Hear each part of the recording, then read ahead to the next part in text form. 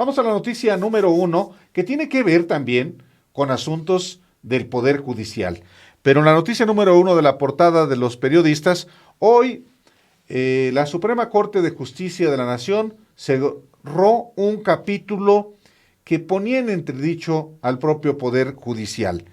Hoy aprobó por unanimidad de votos la inconstitucionalidad del artículo que ampliaba el plazo del ministro presidente, Arturo Saldívar, y de las y los consejeros del Consejo de la Judicatura. Los 11 ministros de la Corte, incluyendo Saldívar, consideraron que la extensión del mandato del ministro presidente, es contraria a la Constitución, la cual establece que la presidencia del Tribunal Máximo dura 4 años. Los ministros determinaron así que esos funcionarios públicos deberán dejar los cargos correspondientes conforme al plazo determinado en el momento de su nombramiento. En abril de este año, hay que recordarlo, y así se lo informamos, el Congreso aprobó una reforma del Poder Judicial que a última hora incluyó alargar 2 años más el periodo de Saldívar. En agosto pasado, él mismo ya había anunciado que se oponía a la medida para alargar su mandato hasta 2024 y había aclarado que dejaría el cargo en 2022, tal y como está previsto.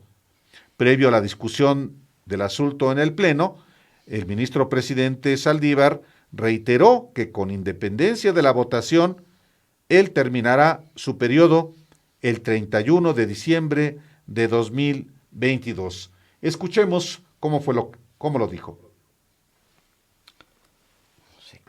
Quiero expresar una cuestión previa en relación al posible impedimento de mi parte en este asunto. Quiero manifestar a las señoras y señores ministros que no considero estar impedido para este asunto y no voy a excusarme para conocer de él, por 2 razones. En primer lugar, porque en materia de acciones de inconstitucionalidad los impedimentos son excepcionales. Los hemos considerado solo en un tema cuando antes de ser ministra o ministro se gestiona una determinada ley, una determinada norma, además de manera pública, cosa que no es el caso.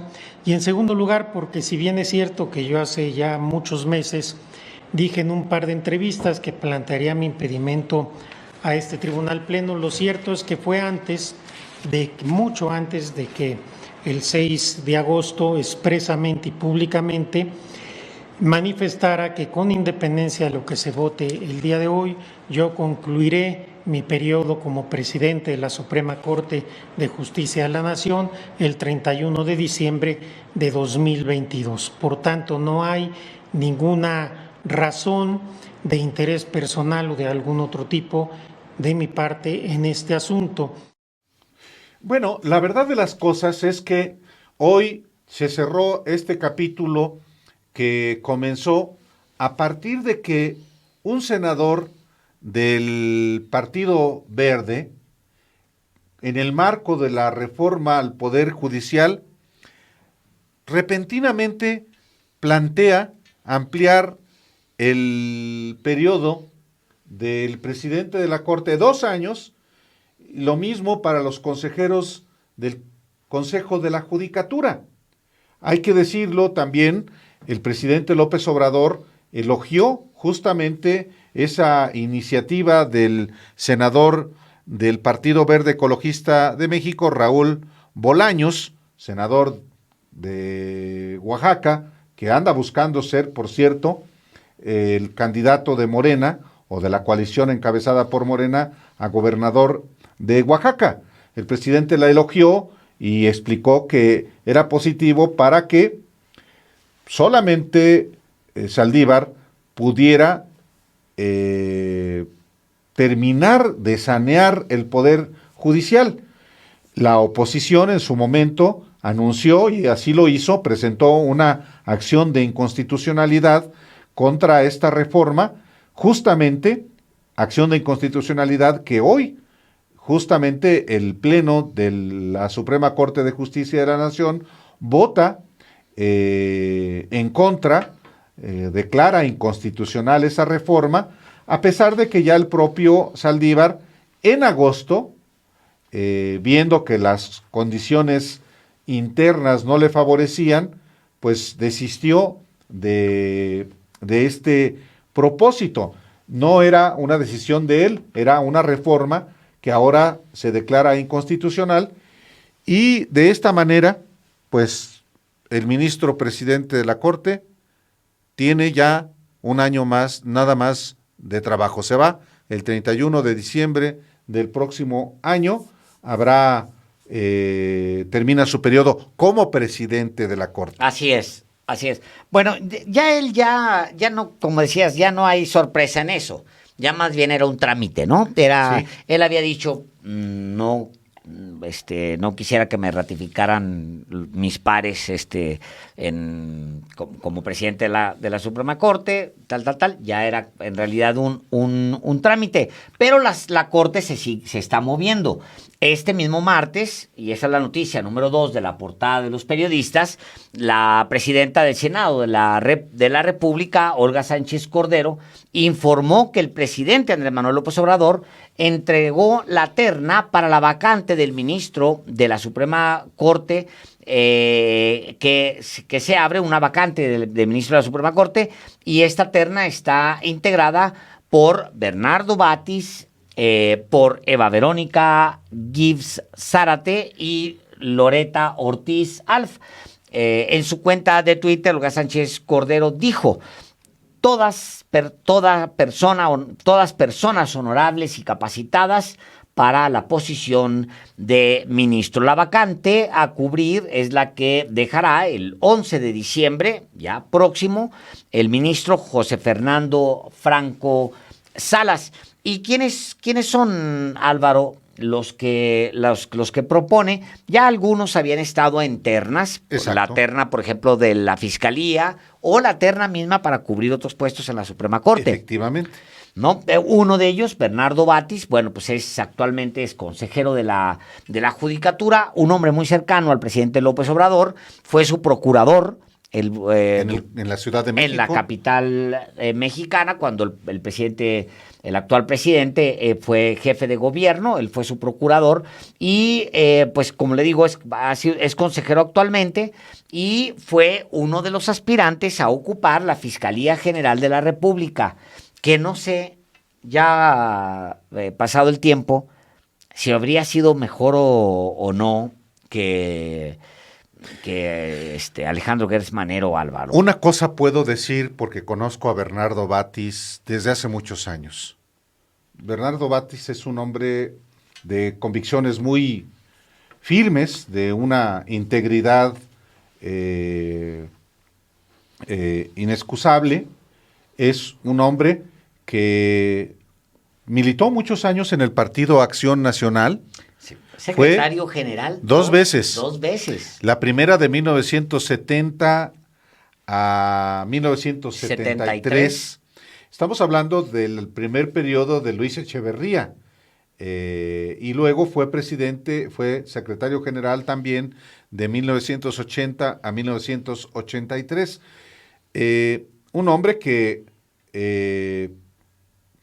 se opuso al contubernio del Partido Acción Nacional con Carlos Salinas, y tuvo que renunciar al PAN precisamente porque se materializó el PRIAN.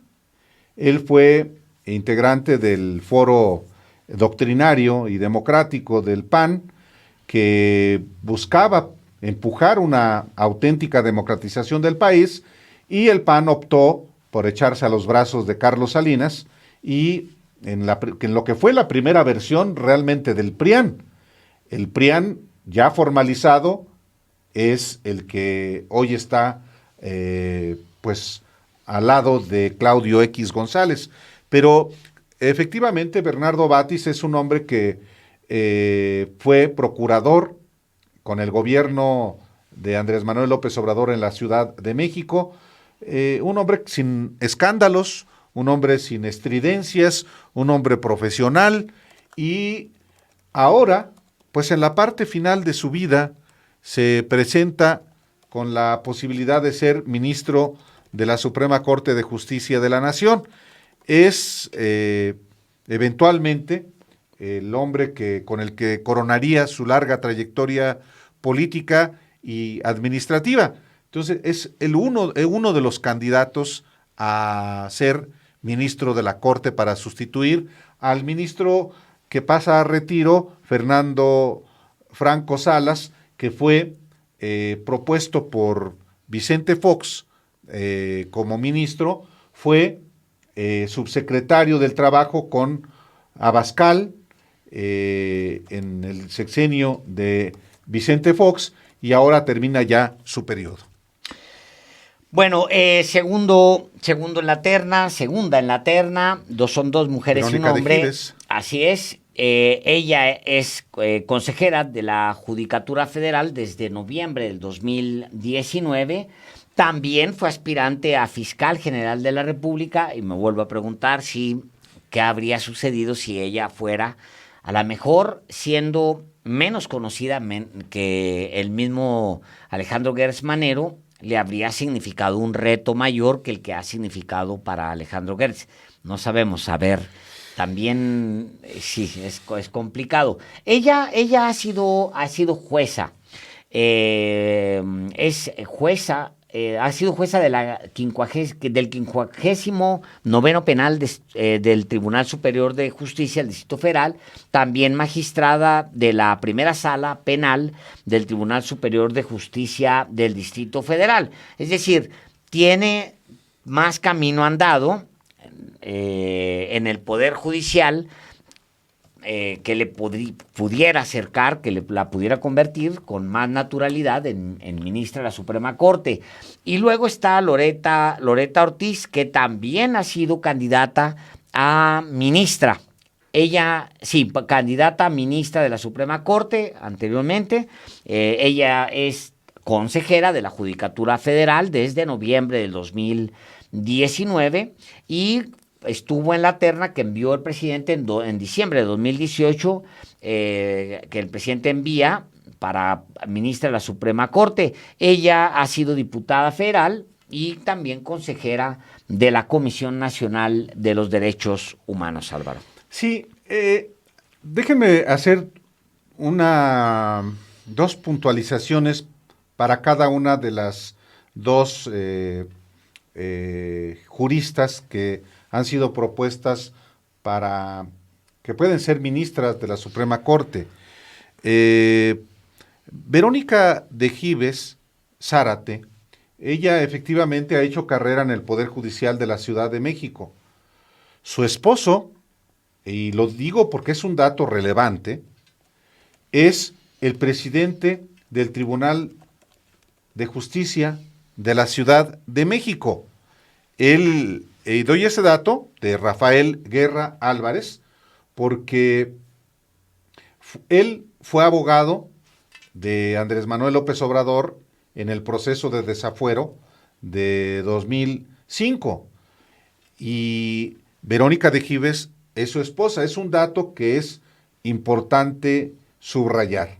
No porque sea su esposa en sí misma, sino porque hay una vinculación también en términos de poder. Y en el caso de Loreta Ortiz Alf, ella también es una jurista que tiene pues una larga trayectoria jurídica, pero también es importante identificar, no por el hecho de ser su cónyuge, sino porque también hay una relación, a mi juicio, de poder que es importante identificar. Es la esposa del fiscal para delitos electorales, José Agustín Ortiz Pinchetti. En algún momento también ya Loreta Ortiz había sido propuesta por el presidente López Obrador para ser ministra de la Suprema Corte de Justicia de la Nación. Y renuncia a Morena. Sí, por supuesto. Renuncia a Morena. Era militante de Morena, Así efectivamente. es. Y pues se le cuestionaba que a lo mejor no ofrecía, no daba garantías de independencia, que respondía a un poder Sí, político. porque fue diputada federal de Morena, también hay que decirlo. Así Del 2015 al 2018, que fue, digamos, la primera diputación federal de Morena como partido político. La primera elección en la que participa Morena es en el 2015 y ella es justamente diputada federal. Pero al no poder ser ministra, pasa al Consejo de la Judicatura y ahora está en posibilidades de ser también la sustituta del ministro José Fernando Franco Salas. Así es, pues sí. Pues a ver, uno de los tres muy cercanos al presidente. Sí, ahora, ¿cuántos ministros tendría ya el presidente López Obrador propuestos por él? Eso también es una cosa interesante. Serían, ¿cuántos en 2018 fueron? Ya está Yasmín Esquivel. Es correcto. Ya está también Margarita Ríos Fajart. También, del SAT de Hacienda. Era la titular del SAT. Era la titular del SAT. Nada menos del sistema de administración tributaria, a quien sustituyó la maestra Buenrostro. Y está también la ministra que propuso, el ministro Juan Guerra González Carrancá. Son 3 ministros ya propuestos por el presidente López Obrador y habrían 4, un cuarto ministro ya propuesto por el presidente López Obrador. Cambian los equilibrios. Así es, y si consideras que el ministro presidente de la Suprema Corte, pues cercano a los anteriores, no es tanto.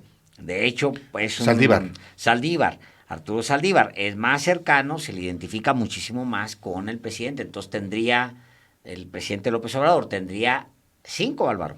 Sí. Ya con cualquiera de ellos 3, tendría 5 más afines. Hay un equilibrio distinto. Ahora, y por cierto, el ministro presidente Arturo Saldívar fue propuesto por Felipe Calderón. Fíjate. Es un dato interesante también porque digamos que Saldívar fue impulsado, pero pronto pintó raya de Calderón. Acuérdense ustedes también en el caso de Florence Cassé.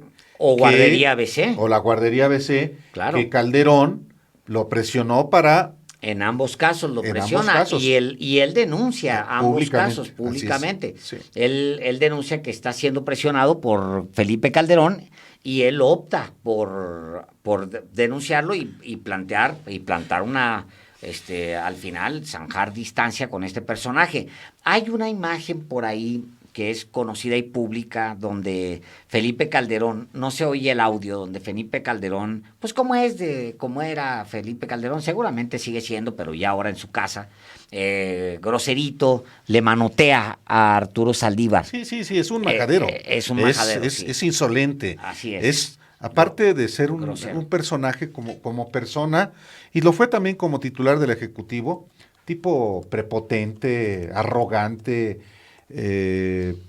muy grosero. Sí. Y pues era, fíjate, grosero hasta con los suyos. Sí, claro. Maltrato feo a Gustavo Madero. Sí. A Espino también, nada más que Espino, ese no se deja. Sí. Ese no se deja. Pero era público como al propio Gustavo Madero lo dejaba hablando solo. Sí. No lo recibía. Un tipo vil, diría yo. Le dice Javier Corral, porque es otro de los que no se dejaron en su momento. El pleito de Corral es porque Calderón se expresa muy mal de Corral. se expresa mal de Corral, dice que es un cobarde, que por qué no vino a una fiesta que él tenía en Los Pinos y no sé qué, y luego Corral escribe esta carta donde le dice, no, el cobarde eres tú, y luego le reclama, pero ese tramo de carta de Javier Corral dibuja muy bien a Felipe Calderón. Le dice, bueno, toda es muy buena esa carta, pero le dice, la falta de respeto a varios compañeros y a tus propios colaboradores, una rudeza innecesaria a quienes disienten de tus opiniones. ¿Y qué has logrado? Renuncias de secretarios de Estado, expulsiones del partido, miembros que hicieron campaña no contra el PAN, sino en despecho de ti, las peores críticas a tu carácter, por cierto, las he oído en voz baja, en murmullos, de gente muy cercana a ti. Esa es la verdad inocultable, le escribe Javier Corral a Felipe Calderón. Eso no requiere mayor trabajo, sino solo ver cómo está el partido, buscar a los causantes de las divisiones. Le recuerda entonces, espérate a que conozcas la condición humana a partir de que dejes el poder y entiendas que lo que más te ha perjudicado eres tú. Tu carácter colérico, al que le gana el coraje en cualquier momento. He dicho que por el bien del partido, deberá defender sus logros y aprovechar tus talentos en los años por venir. Tú debes permitir al partido que retome su rumbo, y luego ya le recuerda lo de Carlos Castillo Castillo Peraza, pero un tipo colérico. Y se pasa de lanza, porque lo cuenta Arturo Saldívar, lo ofende en un par de ocasiones, le manotea. Eso era intervenir en la Suprema Corte, Álvaro. Ahora el presidente de México tiene que andar litigando con un abogadillo ahí desde la mañanera, diciendo, no, pues que ese abogado que está dando amparos. O sea, el presidente litigando públicamente con abogados, etcétera. No digo que no tenga una relación cercana, sobre todo en tiempos de Julio Scherer, con Arturo Saldívar, con la Suprema Corte, pero pues estos levantaban el teléfono y le ordenaban qué hacer a la Suprema Corte, no se nos olvide eso. Al presidente López Obrador le gusta poner como ejemplo el proceso de desafuero, porque en efecto es un gran ejemplo de la subordinación del Poder Judicial al titular del Poder Ejecutivo. Y conste que Vicente Fox no era, por ejemplo, Calderón. Fox, por supuesto, era un hombre como hasta la fecha irrelevante, pero tenía, pues sí, la investidura presidencial.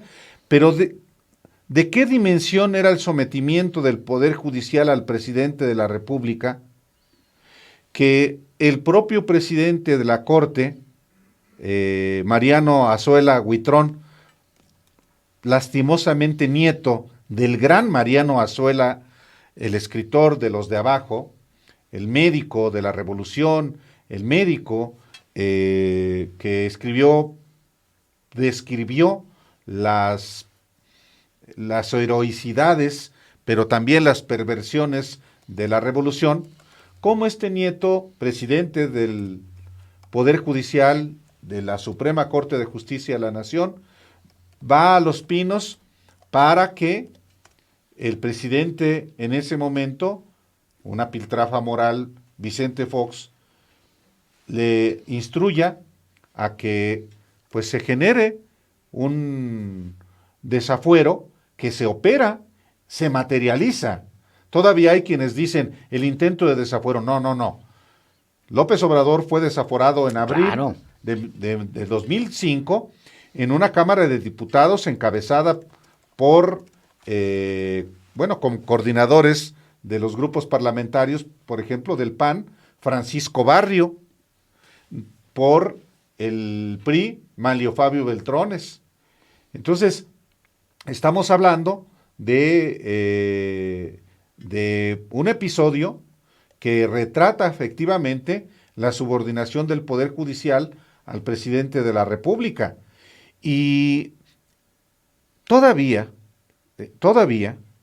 y yo creo que falta mucho, que el Poder Judicial se sanee. Si estamos hablando del Poder Judicial, qué raro que de pronto el Poder Judicial esté en el examen público, es precisamente porque todavía hay muchas zonas oscuras. Es el poder más opaco de los poderes de la República. El Poder Ejecutivo está permanentemente sujeto, y lo ha estado desde hace ya mucho tiempo, sujeto al escrutinio público. El Poder Legislativo. Obligado a renovarse para empezar. Por supuesto, pero el Poder Judicial sigue siendo el gran poder, el poder opaco y el gran poder que, por supuesto, ahí el dinero es fundamental. Hablamos de una innovación de México al mundo que es el recurso de amparo. Y sin embargo, el amparo está siendo utilizado, es utilizado solamente por quienes tienen dinero. Para quien es pobre, el amparo es inexistente. Y hay otra cosa además, Álvaro, que con el Poder Judicial. A ellos no los elige el pueblo. No. O sea, se eligen entre ellos. Al final es una camarilla que se elige entre ellos. Y luego tienen un órgano que supuestamente es un órgano para vigilarlos, que es el Consejo de la Judicatura, que son ellos mismos. Entonces, se gasta nuestro dinero, se eligen entre ellos. No hay manera de removerlos desde ningún lado. Tienen sus propias vías es decir, son realmente un poder todopoderoso, Álvaro. Sí, omnímodo. Ciertamente, como es todo régimen republicano, que se supone que los poderes se equilibran, son contrapesos entre sí. El hecho de que el titular del Ejecutivo le proponga al Senado una terna para que ese Senado elija al titular del Poder Judicial, pues sí, tiene, digamos, esa parte virtuosa que el presidente propone, el legislativo dispone a quien ocupará una posición en el Poder Judicial. Es decir, es el Poder Ejecutivo, el Poder Legislativo y el Poder Judicial equilibrándose entre sí. Muchas veces no hacemos referencia a un episodio muy relevante en la historia judicial de México, y yo digo en la historia de nuestro país. En 1994, una de las primeras decisiones de Ernesto Zedillo, que pasó desapercibida porque estaba en llamas el país por la crisis económica, fue un manotazo. Fue desaparecer la Suprema Corte y quitó Zedillo a los ministros, no a todos, pero los pasó a retiro, en buena medida porque eran ministros todos de Salinas. Claro, pues estaba la purga. El pleito. El pleito a todo lo que da. Exactamente. Y era parte de una gran purga. Y sí, y sin embargo ahí comenzó un proceso que se fue, a mi juicio, pervirtiendo, o sencillamente no cumplió su cometido, que era sanear el Poder Judicial. En fin, es parte de la historia de nuestro país.